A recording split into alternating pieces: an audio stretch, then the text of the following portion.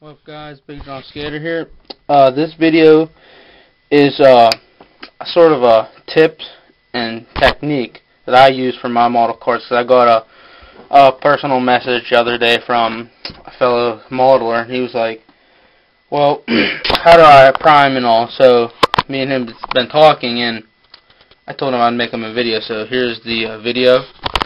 First things first, go out to Walmart, buy spray paint. This is the white. This is 99 cents. What you want to do is you want to spray. What you want to do is sand the body first, wet sand it with 600 to 1,000. More scratches you put in it, more paint you're going to have to use. So I usually do 600 if I have to do mold lines, and I go over everything with 1,000. Then you spray a couple mist coats, let it dry. Couple more mist coats, let it dry, and then I put like usually one heavy final coat on. And this stuff, it might go on thick, but it shrinks when it dries, so it might go on real thick and then it'll shrink. That's how you get all crisp lines around the door handles.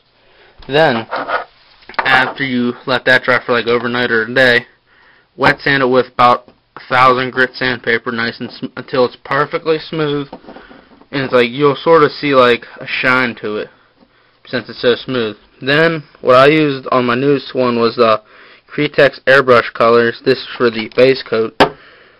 I usually just mist, or you could use regular Model Masters. This is just one I grabbed that I just had from a while ago for my Supra, but I didn't even use it. But what I do is, for my first coat, I usually mist it on, then wait a while, mist it on, and put on a nice smooth coat, and then it'll look good. Then, for the final, some duplicolored truck, van, and SUV clear top coat. This is like $6-7 at AutoZone or like any auto body store should have it. I really highly recommend this, especially in warm weather. If you like spray it on nice and smooth, it could help you out a lot. But with your base coats, which is your middle paints, your base coats, base coat color. So you do not want to wet sand anything, especially water-based. Do not wet sand water-based. It will just come off. You could wet sand the acrylic or enamel, even though acrylic is water-based, but it's not. This is thinned out already. It's ready to go.